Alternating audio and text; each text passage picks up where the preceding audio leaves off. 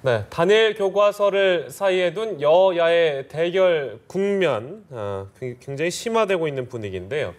그런가 하면 대선 불복 발언 논란을 두고 새누리당은 문재인 대표를 집중 겨냥해서 공세를 가하고 있는 모습입니다. 네, 여러 가지 정치권 이슈들 두 분 모시고 이야기 나눠보도록 하겠습니다. 오늘 홍익대 정군기 교수 그리고 장한대 박창환 교수 두 분 나와 계십니다. 안녕하세요. 어서 오십시오. 네, 안녕하세요. 안녕하세요. 자, 정부가 추진하고 있는 단일 교과서에 대해서 여론조사 결과가 나왔는데요. 그것도 한번 보고 짚고 넘어가겠습니다. 설문조사를 해봤는데요. 단일 교과서 추진에 대한 찬성과 반대, 놀랍게도 똑같습니다. 42대 42, 나머지는 이제 응답 거절 모른다 이렇게 16 이렇게 나왔는데요. 자, 이 조사 결과에 대해서 어떤 의견을 갖고 계신지요? 정군기 교수께서 먼저 말씀해 주시죠. 네, 뭐 오차 범위 내에서 그 박빙도 아니고 똑같습니다. 40% 네, 어떻게 똑같은데. 이럴 수가 있을까요? 글쎄 말입니다. 그만큼 우리 그 국사 교과서를 놓고 양 진영의 의견이 이렇게 팽팽한데 여권 쪽, 정부 여당 쪽으로서는 조금 그 긴장을 할 수밖에 없는 그런 그 조사입니다. 처음에 그 여의도 연구소 조사에서는 5.5 대 4.5 정도로 그 국정교과서가 좀 유리했고 학부모 조사에서도 한 6.5 대 3.5, 65% 정도가 국정교과서 방침 좋겠다 그랬거든요. 저 팽팽하다는 얘기는 결국은 국정교과서 이 추진 방침에 반대하는 그 목소리도 여전히 높다. 이런 걸 생각하면 여권에 긴장할 수밖에 없어서 여권 내부에 그 김용태 의원인가요? 이렇게 팽팽하면은 상당히 어려움이 있는데 신중하게 해야 되겠다 이런 목소리도 나오고 있는 것 같아요. 네. 박창환 교수께서는 어떻게 보십니까?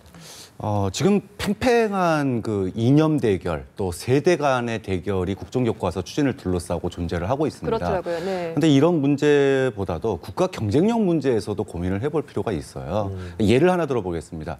40, 50대 우리나라 국민들이 누구나 다 기억하는 게 국민교육헌장입니다. 1968년도에 시작이 된 건데요. 이 국민교육헌장 자다가도 벌떡 일어나서 외우죠. 우리는 민족 중의 역사적 사명을 띠고 이 땅에 태어났다. 그리고 반공의 투철한 애국 애족의 길로 우리의 삶의 길이 뭐 나아가야 된다. 이런 식의 내용입니다. 근데 이게 93년도에 국민교육헌장이 없어졌어요. 없어진 이유가 두 가지입니다. 첫째는 차이와 다양성의 이런 그 다름을 갖다가 인정하는 게 민주주의의 기반인데 이런 이분법적인 사고, 흑백 논리적인 이런 교육이 이런 민주주의와 배치된다는 게 첫 번째 이유고요. 문제는 두 번째입니다.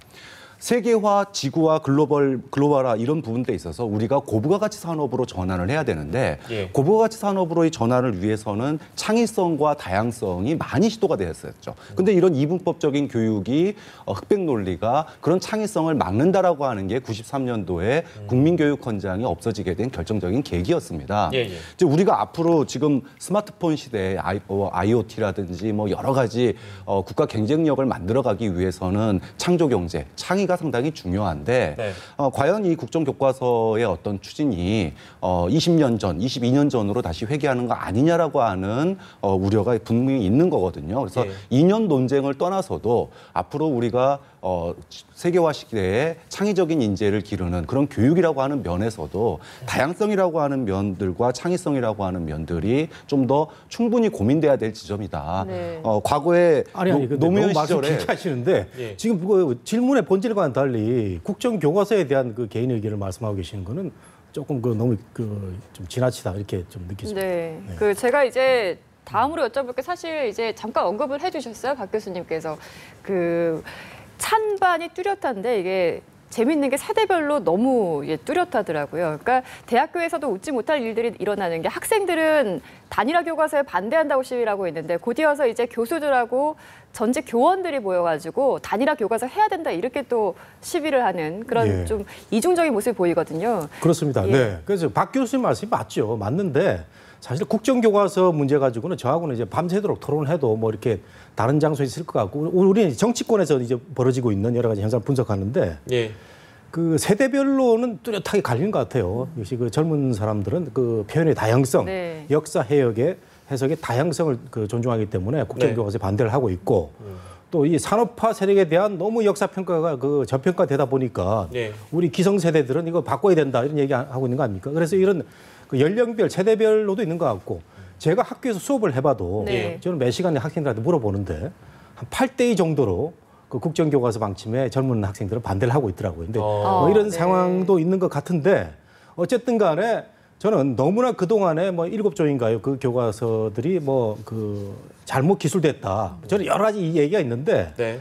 우리 그 근대사가 산업화 민주화의 두 축으로 온다면 민주화와 함께 산업화에 대한 평가도 많이 이뤄야 되는데 이병철이라든가 정주영 회장에 대한 언급이 뭐 거의 없다. 이것도 뭐 좀 그런 측면에서는 앞으로 여러 가지 보강이 돼야 될 문제다. 그래서 이제 정부 여당이 이렇게 가는 것 같은데 예. 일단 전문가 집단 있죠. 대학의 역사학과 교수들은 뭐 대부분 반대를 하는 것 같고 연세대학교 사학과 교수들이 앞장섰죠. 그래서 예. 전문가 집단에서는 그 야당이 조금 우아한 분위기가 조성이 되고 여론에서는 팽팽하고 예. 또 그 전문가 집단이지만 일선 교육 현장에서는 또 여당에 또 유리한 그런 목소리 나와서 예. 우리가 뭐 조심스럽게 지켜봐야 되지 않느냐 이런 생각이 네. 듭니다. 네. 글쎄요. 저도 이제 오늘 그 조금 늦은 출근길에 광화문 쪽을 오는데 훈훈한 날씨와는 다르게 그쪽에 이제 시위하시는 분들끼리 약간 그런 언쟁을 높이는 장면을 제가 실제로 보고 나니까 이 갈등이 참 이게 팽팽하구나. 실제로 목격할 수 있었던 오늘 아침이기도 했습니다.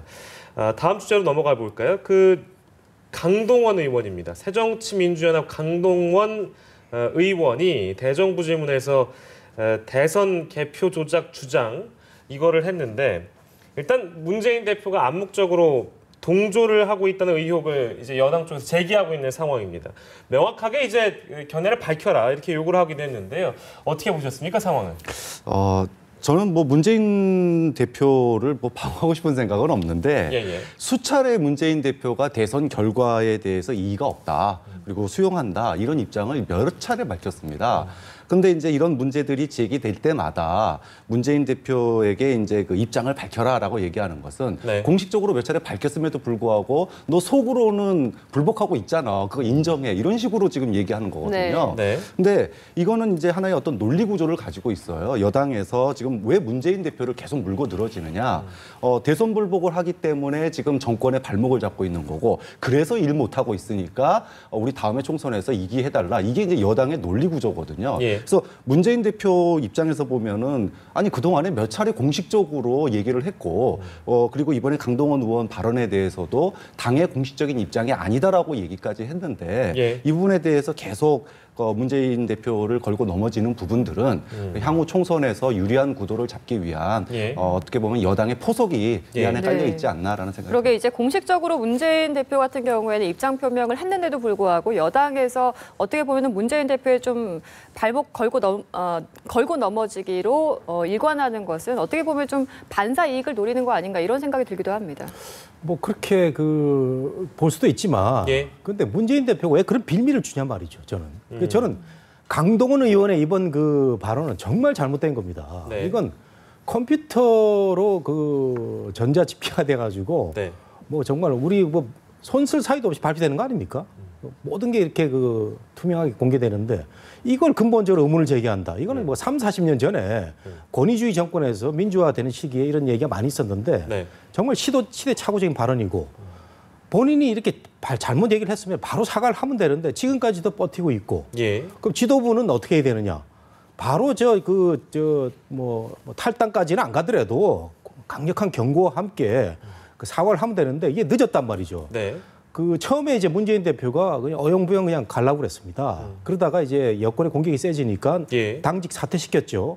그리고 당직 사퇴시키는 날도 제가 연합뉴스 TV 봤는데 문재인 대표의 발언은 우리가 이게 잘못됐기 때문에 그 확실하게 유감이다 이렇게 얘기를 해야 되는데 예. 개인의 의견이다 그러면서 우리가 지금 개표 그 과정에 대해서 소송 제기한 게 지금 3년째 그 계류되고 있는데 이건 어떻게 된 거냐라면서 대선을 불복하는 듯한 인상을 주는 발언을 했어요. 그러니까 이 발언을 보면 저도 야당을 아끼는 야당의 총선 승리와 대선을 집권을 바라는 많은 사람들한테 쓸데없는 빌미를 주고 있다 이런 생각을 했거든요. 네. 아니야 다를까 그 다음 날 김부겸 의원이 이 강동원 의원 발언 문제 있고 예. 지도부 사과해야 된다 이렇게 얘기했습니다. 네. 그러니까 야당이 좀 더 유연하게 전략적으로 갈 필요가 있는데 그 때때로 길목에서 삐끗삐끗하는 모습에서 항상 저는 2%가 좀 아쉬운 것 같아요. 대응이 좀 예. 아쉬웠다. 예. 조금 더 명확한 입장 표명이 필요하다 이런 말씀이죠. 그렇죠. 그 강동원 의원이 잘못했으니까 우리 예. 강력히 권고하고 유감이다. 그러면 넘어가면 되는데 네. 이걸 애매모호한 애매모호하게 그 쓸데없는 오해를 불러일으키는 거죠. 좋습니다. 그런데요, 저희가 그 지지율 하나 좀 보여드릴게요. 김무성 새누리당 대표와 문재인 새정치연합 대표 간의 차기 대선 주자 간 지지율을 좀 보여주십시오. 조사가 있었는데요. 김무성 대표가 처음으로 이 조사에서 문재인 대표를 앞섰다고 합니다. 46.1 대 40.8이네요. 자, 이 내용은 어떻게 보셨는지 여쭤봐야 되겠는데요, 박상훈 교수님. 일단 뭐 문재인 대표로서는 요즘에 좋은 일이 별로 없어요. 공천, 당 개혁, 공천 이런 부분들에 대해서 국민들에게 이렇다 할 변화된 모습을 보여주지 못했고 오히려 당내 분란만 커지는 모습을 계속 연출했죠. 반면에 김무성 대표는 청와대와 각을 세우는 그런 사건이 생길 때마다 청와대에 대해서 아주 로키를 가고 있습니다. 그래서 어떻게 보면은 청와대와 대립하지 않고 청와대와 함께하는 모습을 보여줬는데 박근혜 대통령의 이 40%의 견고한 지지율 어떻게 보면은 지금 김무성 대표가 다음 이제 대선 구도가 들어가기 전까지는 이 박근혜 대통령의 콘크리트 지지율과 함께 가는 그런 전략을 지금 취하고 있는데 그 전략이 어느 정도 성공하고 있다. 그리고 그것이 지금 여론조사에 반영된 것이 아닌가라고 생각합니다. 차기 대선 주자 지지율이니까요. 어쨌든 이거 그 조사에 대한 그 질문을 듣는 분들은 어떤 지도자에 대한 의미로 인식을 하게 되잖아요. 그러면 두 사람을 보면 공당의 대표로서 김무성 대표가 좀 더 잘하고 있다 이렇게 해석도 가능한 겁니까? 저는 뭐 그렇게 보지는 않고요. 왜냐하면 다자구도 같으면은 그게 잘하고 있다가 나오는데 저 그 폴의 그 분석으로는 제가 볼 때는 진영 간의 세대결이 나온 것 같아요. 물론 지금 뭐 초창기에는 문재인 대표가 좀 좋을 것도 나와 있는데 지금 보면은 전형적인 여야의 지지 세력의 그 여론조사가 아닌가. 항상 여권이 한 40대 중후반으로 조금 높고 그 야당이 좀 따라가는 모습인데 그게 그 정확히 나온 것 같고 저게 대선에서 또 야권이 조금 더 뭉치면 항상 박빙의 상태에 왔다 갔다 하는 거 아니겠어요? 그래서 저는 큰 의미는 없다고 봅니다. 앞으로 저게 얼마나 또 바뀔지 모르고 저 양자 대결을 해필이면 왜 또 문재인 그 대표가 붙였을까? 지금 다자구도의 대결에서 제일 잘 나온 사람은 박원순 시장이거든요. 박원순 시장하고 붙였을 때는 또 어떻게 되는지 그런 측면이 있기 때문에 저는 여야의 어떤 진영 그 세대결의 조사가 아닌가 이런 생각이 좀 듭니다. 저런 양자 대결 같은 경우에는 좀 이슈에 민감한가 봐요. 지지율의 오름세가. 그렇죠. 그때 우리 박 교수님 잘 분석을 하셨죠. 양 진영의 기본적인 세 대결의 어떤 모양새에다가 그 당시 상황에서 그 여당 대표, 야당 대표의 어떤 득점, 실점 이런 게 가미가 된 것 같습니다. 저건 또 어떻게 앞으로 바뀔지 좀 지켜봐야 될 것 같습니다. 저희가 그 문재인 대표 이야기를 좀 해봤는데 새정치민주연합 당내 이야기로 좀 넘어가 보도록 하겠습니다. 최근에 이제 새정치민주연합에서 선출직 공직자 평가위원회 위원장에 좋은 교수를 임명했는데 사실 문재인 대표도 그 과정에서 좀 여러 가지 좀 고심이 있었던 것 같고 당내에서도 잡음은 있었습니다. 어떻게 하십니까? 좀 적절하다고 평가하십니까? 일단 좋은 명예교수가 평가위원회 위원장으로 이제 의결이 됐죠. 이제 저승사자 역할을 맡게 됐습니다. 그동안에 새정치연합의 혁신에 대한 요구가 지지자들 내부에서조차도 상당히 많았고 현역 의원 20%를 잘라내는 그 어떻게 보면 칼잡이 역할을 하게 됐는데 이제 문제는 비주류가 조은 교수가 지난 총선의 공천에 개입을 해서 그 당시에 승리하지 못했기 때문에 부적절한 인사다 이렇게 반대를 하고 나섰잖아요. 그래서 지금 이번 의결까지 상당히 시간도 길었고 논란도 많았습니다. 근데 결과론적으로 놓고 보면 비주류에서 한 2분 정도를 언급하면서 추천을 했는데 문제는 조은 교수는 결국은 자신이 그 저승사자 역할을 맡겠다라고 승낙을 했지만 이 비주류에서 추천한 분들은 하나같이 다 고사를 했어요. 그러니까 아무리 좋은 분들을 비주류가 얘기를 하더라도 본인이 그 저승사자 역할을 맡겠다라고 나서야지 뭔가 비주류도 명분이 생기고 또 문재인 대표로서도 그러면은 본인이 하겠다 그러면 그 2분 중에 누가 더 좋은지를 한번 논의를 해보자 이렇게 얘기를 할 수 있을 텐데 문재인 대표로서는 명분이 좋아지게 됐죠. 그래서 결국은 이제 더 이상 시간 끌 수 없으니 다른 사람도 안 하겠다는데 뭐 어떡하냐 그러면서 결국은 조은 교수로 이렇게 가닥을 잡히는 건데 비주류로서는 좀 뼈아픈 구석인 것 같습니다. 분명히 문제가 있다라면은 그 문제를 해결할 대안을 제시하면서 지금 그 당 대표의 리더십에 대해서 문제 제기를 해야 되는데 이번 같은 경우에는 평가위원회 위원장에 대한 대안 제시가 분명하지 못했기 때문에 비주류가 어떻게 보면은 좀 실책을 했다 이렇게 봐야 되겠죠. 비주류의 대안이 확실치 않았고 또한 문 대표에게 명분을 실어줬다 이렇게 지적을 해주셨는데요.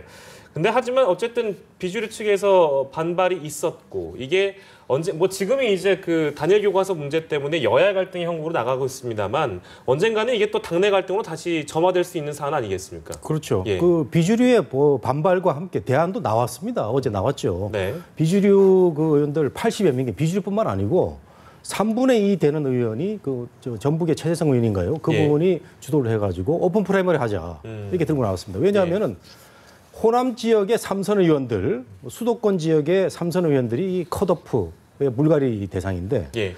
저는 근본적으로 말이죠. 왜 우리 그 정치권에서 인위적으로 이렇게 그 컷오프를 들고 나와서 예. 선출직 공직자를 어떤 외부 인사가 평가를 하는가 이런 문제에 우리가 한번 생각을 해봐야 됩니다. 예. 주권 재민 아닙니까? 선출직 공직자가 잘한지 잘 못한지는 국민들이 유권자들이 표로서 심판을 해야 되는데 이것을 인위적으로 당권을 가진 사람들이 물갈이라는 아주 좋은 말로 예. 기득권 세력들 3선 4선 하면서 월급쟁이 국회의원들 너무 많은데 구태로 몰아가면서 구태로 몰아가면서 예. 전략 공천해야 된다 이런 예. 식으로 이제 하고 있는데 이거 4년 전에요 새누리당이 하던 겁니다. 새누리당이 20% 정확히 반영해가지고 현역 의원들 잘랐거든요. 네. 예. 거기에 김무성 대표 들어간 거 아닙니까? 이거 우리가 어떻게 했어야 돼? 김무성 대표가 컷오프에 걸려가지고 잘려서 예. 공천을 못 받았는데 그 재보궐선거에서 화려하게 등장한 거 아닙니까? 뭐 예. 그 주권 재민, 유권자들의 의사가 그 당시에 반영이 됐느냐? 제가 보기에는 친박 중심의 어떤 그 당권 지도부가 표적을 겨냥해가지고 그 자른 거죠. 예. 이게 고스란히 지금 야당에서 보여지고 있는데 저는 우리 정치권에서 앞으로 전략 공천이라든가 예. 무슨 컷오프 이런 얘기 좀 안 했으면 좋겠습니다. 이거 없애야 되는 거예요. 사실은 공천이나 그 당선이나 다 국민들이 행사를 해야 되는데 예. 양쪽에서 오픈 프라이머리 하겠다고 그러고 슬그머니 물 건너가면서 지금 야당에서는 컷오프 전략 공천 하겠다고 그러고 네. 여권에서는 꼬리를 살짝 내렸죠 지금. 뭐 예. 어떻게 될지 모르겠습니다만 우선 추천지 얘기라는 게 남아 있고. 예. 근데 저는 문재인 대표가 왜 이 선출직 공직자 평가위원회 만드느냐, 좋은 교수 임명하느냐. 예. 4년 전에 비례대표에서 확실하게 친노 진영이 재미를 봤거든요. 전부 친노 진영으로 그 비례대표를 뽑아가지고 예. 지금의 공고한 세력을 만들 일조를 한 겁니다. 그래서 이번에 물갈이 20%도 친노 진영 세력을 심기 위한 정말 아주 속셈이 들여다 보이는 그런 그 평가위원회라고 저는 생각이 됩니다. 네. 이번에 평가위원회를 보면서 새정치연합 지도부가 참 잔머리를 많이 썼다라는 생각이 좀 드는데요. 네. 이번에 이제 그 평가위원회에서 하위 20%를 추려내지 않습니까? 예. 근데 이걸 발표를 안 하는 겁니다. 각 영역별로 평가를 해서 이거를 밀봉을 해가지고 예. 계산도 하지 않은 채 네. 그 평가표만 밀봉을 해서 다음에 공심위로 넘긴다라는 거죠. 그렇게 예. 되면 20% 컷오프에서 물갈이가 되는 사람들의 명단은 연말쯤이나 돼야지 이제 이게 한두 달 묵혀지는 거죠. 그렇게 되면은 연말쯤에 가가지고 그 20%의 명단이 이제 공심위 과정에서 나올 때 그럼 네. 그때까지는 뭐냐 하면은 당내 분란이나 이런 부분들이 누군지는 모르지만 예. 그러니까 어느 정도 좀 늦춰지는 효과를 갖다가 이런 부분에서 새정치연합 지도부가 좀 잔머리를 좀 쓰지 않았는가 좀 그런 생각도 좀 네, 예. 이렇게 해서 뭐 새정치민주연합의 당내 이야기 두 분과 함께 들어봤는데 화제를 조금 돌려보겠습니다. 최경환 부총리 발언 내용을 잠깐 저희가 영상으로 준비했는데요. 사실상 내년도 총선 출마를 시사한 내용입니다. 화면 먼저 보시죠. 내년에 출마하십니까? 뭐 경제는 또 저 말고도 또 뭐 잘 하실 분들이 많이 있지 않습니까? 우리 또 뭐 야당 의원님들은 제가 물러나야 또 경제가 잘 된다고 또 말씀하신 분도 계시지 않습니까? 대통령의 윤호를 받았습니까? 아닙니다. 대통령께서는 전혀 그런 말씀 안 계셨고요. 저는 하여튼 뭐 제가 내각에 있는 한은 최선을 다해서 경제적 어려움을 극복하는데 최선을 다한다는 그런 자세로 임하고 있습니다. 네, 이제 화면에서 잠깐 이제 우스갯소리를 하면서 총선 출마에 대한 내용을 시사한 내용을 함께 보셨는데 그 당내 복귀 이제가 조금 저울질되면서 새누리당 분위기도 좀 미묘하게 변화가 될 것 같습니다. 아니, 어떻습니까? 근데 이건 정치인 출신 장관 얘기 나올 때마다 사실 예견됐던 얘기도 한데요. 네. 대정부 질의에서 그 경제를 책임지고 있는 장관이 그 총선 출마에 대한 내용을 저렇게 시사를 한다는 것은 물론 우리가 이제 예견했던 바도 있습니다만 제가 잠깐 개입하자면 정치인 출신 장관이 지금 박근혜 정부에 꽤 되잖아요. 네. 너댓 명 되지 않겠습니까? 그럼 이렇게 줄줄이 만약에 물러나게 되면 국정은 누가 담당하는 겁니까? 뭐 국정을 뭐 그렇게 네. 100% 공백이 되는 건 아니고 뭐 예. 차관도 있고 뭐 또 새로 임명되는 장관도 있겠지만 저런 얘기가 국회에서 나온다는 게 질문을 저렇게 하니까 또 최경환 부총리 저렇게 대답하는 거 그렇습니까? 아니겠어요? 예. 애매모호하게. 아니 근데 같은 국회의원끼리 최경환도 국회의원이거든요. 대통령이 윤호를 받았냐고 이렇게 물어보는 자체가 이건 서로가 서로에 대한 신뢰 아닙니까? 아무리 우리가 현실적으로는 최경환 부총리의 거치가 대통령의 어떤 그 제어가 있어야 되지만 네. 저걸 공개석상에서 대정부 질의에서 대통령한테 윤호란 말도 참 권위적인 말인데 저런 말을 써가면서 그 예. 부총리를 압박하는 게 과연 바람직한가? 저는 그 최경환 부총리는 정치인이기 때문에 이제 네. 돌아가리라고 보고 예. 황우여 교육부총리, 김희정 장관 한 5명 있죠. 네. 그래서 돌아간다고 해서 우리 앵커 말씀하신 대로 네. 100% 국정 공백이 있을 것 같지는 않고 다만 최경환 부총리 역할은 중요하지 않습니까? 경제부총리인데 네. 사실은 가는지 안 가는지가 굉장히 중요한 사안인데 네. 본인 얘기로는 지금 뭐 굳힌 것 같고 예. 어쨌든 최경환 부총리가 처음에는 참 열심히 한번 해보려고 그랬는데 네. 여러 가지 국내적 상황이 안 따라줘가지고 그렇게 그 실력을 발휘를 못한 것 같습니다. 내년 경제 성장률이 지금 뭐 2%대라고 또 하는데 예.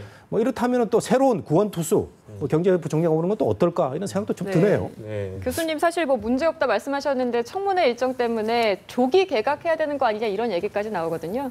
예, 어떠셨습니까? 지금 내년 총선에 나올 현역 의원 장관이 5분이 네. 계시죠. 네. 1월 14일까지 사퇴하지 않으면 출마할 수가 없습니다. 1월 14일까지요. 네, 그렇다고 보면은 결국은 연말에 이제 연말이죠. 12월 2일까지인가요? 예. 예산안이 이제 법적으로 처리가 되게 돼 네. 있는데 예산안 처리가 끝나면은 어느 정도 이제 그 물갈이, 그러니까 장관 교체 어떤 그 폭이 나오지 않을까 이런 생각이 드는데 대부분은 아마 당으로 복귀할 가능성이 높습니다. 예. 근데 이제 최경환 부총리의 이 여의도 복귀, 그 새누리당의 복귀는 상당히 좀 큰 의미를 가져요. 그러니까 지금 박근혜 정부의 국정 3년차 뭔가 성과를 내기 위한 또 청문회를 통과하기 위한 전략도 있었지만 힘 있는 친박 실세 국회의원들이 소위 그 전국을 갖다가 주도하면서 네. 박근혜 대통령의 국가 발전 전략 이런 예. 부분들을 추진한다는 게 입각 이유였지 않습니까? 근데 뭐 성공 여부, 실패 여부 이런 부분들은 차치하더라도 네. 이제 문제는 20대 총선입니다. 20대 총선이 임기 이제 3년차, 4년차 가는 골목에 있는 거거든요. 네. 여기서 만약에 여당이 패배하거나 또는 비주류가 새누리당 내에서의 주도권을 잡게 되면 박근혜 대통령으로서는 임기 말이 갈수록 어려워질 수밖에 없는 거죠. 네. 그렇기 때문에 지금 최경환 부총리 뭐 친박의 구심점이다 이렇게 분류가 되고 있는데 네. 그것뿐만 아니라 복귀하는 인물들의 면면도 화려하지 않습니까? 그렇게 되면 당연히 비주류와의 갈등 부분이 공천을 둘러싼 갈등 부분이 생길 수밖에 없는 거고요. 예. 특히나 그 공천의 핵심이 지금 뭐 그동안에 이 국민참여 경선제 오픈 프라이머리 이거 가지고 논란이 많았던 이유도 이 부분이거든요. 네. TK 지역 그리고 강남을 비롯한 이 핵심 노른자위 지역 40여 곳에 대한 공천권을 청와대 또는 친박계가 관여할 수 있는 여지를 열어놓아야 되는데 예. 지금의 오픈 프라이머리는 그럴 가능성이 없기 때문에 네. 만약에 최경환 부총리와 실세 장관들이 당으로 복귀한다 그러면 이 부분이 지금 지지부진한 상황 아닙니까? 아직 결론을 못 내고 있는 상황인데 네. 친박계 쪽으로 좀 빠르게 또는 여기에 대한 비주류의 반발 또 친이계의 반발도 예. 상당히 커질 수 있기 때문에 올 연말이 지금 아까 제가 새정치연합도 12월 달에 컷오프가 있을 거라고 그랬는데 네. 12월 달이 내년 총선을 앞두고 네. 여야 모두 당내의 주도권 잡기 싸움이 아주 치열한 그렇겠네요. 그런 겨울이 네. 되지 않을까 싶습니다. 네. 연말이 되면 아무래도 전국이 참 치열해지지 않을까 싶은데요. 저희가 이제 그 대통령의 정상회담 얘기를 좀 마지막으로 해보도록 하겠습니다. 오늘 새벽에 있었는데요. 4번째 정상회담을 가졌고 다양한 의제들이 논의됐었는데요. 어떤 의미가 있었다고 보십니까, 정 교수님? 뭐 연합뉴스에서 충실하게 보도를 하고 계셔서 저도 좀 뭐 이제 근본적으로 이제 한미 동맹은 예. 정말 중요하다는 걸 다시 한번 국민들에 보여준 그런 그 행사인데 저는 좀 비판적으로 좀 보고 싶은 게 이번에 그 방미 과정에서 참모들 준비 제대로 못했습니다. 특히 국방장관하고 말이죠, 외교장관. KF-X 같은 그 중요한 사업에 대해서 대통령이 순방하는 기간 중에 거부를 당한다. 예. 이건 어떻게 보면 그 국가 망신이거든요. 제가 굉장히 좀 강한 톤으로 말씀드리는 이유는 우리 예. 국민들이 이거 잘 알아야 됩니다. 대통령이 이런 그 분위기가 있다면 미국을 안 가야 되는 거죠. 북핵이라는 건 아직 지금 진행 중인 아주 장기적으로 중장기적으로 진행 중인 큰 사안이지만 예. 오바마 대통령하고 박근혜 대통령하고는 어떤 그 정서적 교감 속에서 꾸준히 의견을 같이 하고 있는 거고 네. 여러 가지 뭐 그 KF 사업이라든가 우리 그 이해관계가 그 첨예한 예. 이런 부분에 대해서 미국과 전혀 반대되는 의견이 진행되는 와중에 대통령을 그 방미를 하게 했다. 예. 이거는 참모들의 큰 저는 실수라고 봅니다. 그래서 앞으로 지금 뭐 저 F4, F5를 예. 2025년까지 써야 된다는 이런 그 결과가 나왔다고 하는데요. 네. 대통령이 지금 뭐 그 말은 안 하지만 속으로 얼마나 그 여러 가지 그 화가 나는 이런 모습이겠어요. 우리 국민들 물론이고요. 그래서 예. 저는 그 외교장관, 국방장관 준비 덜해서 예. 사상 최대의 경제 사절단을 일구 간 이런 그 취지에 아주 그 무색해졌다 이런 말씀을 좀 드리고 싶고 예.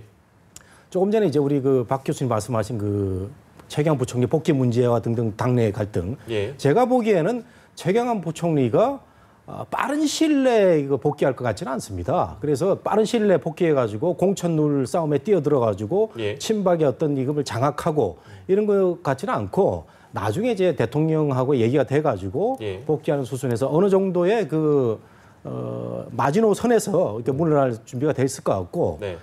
그 국정공백 얘기하셨는데 예.